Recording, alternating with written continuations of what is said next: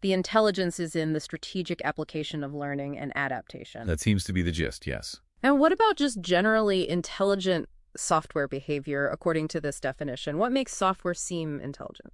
He offers a pretty pragmatic take here.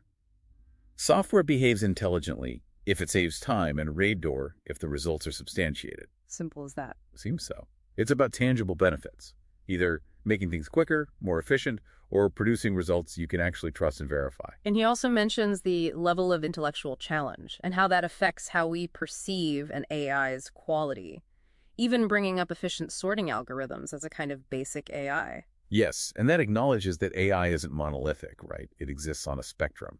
Even fairly simple algorithms that are really good at solving one well-defined problem efficiently, like sorting data, can be seen as AI, just, at a lower level of complexity or perceived challenge compared to systems tackling those really tricky qualitative tasks we talked about. And the perceived quality, as you said, ties back to that professional recognition. Exactly. It's all linked. Okay, so we've really dug into the details of Dr. Fratello's updated AI definition here.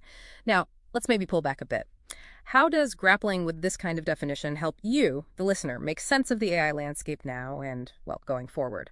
What are some implications for different professional fields people might be in? That's the key question, isn't it? Connecting it back. I think this definition really pushes us to look past the hype that often surrounds AI and focus instead on its actual demonstrable impact.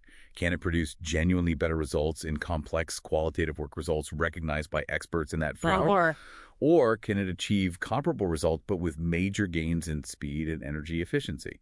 And that efficiency calculation now includes potentially the human energy cost comparison.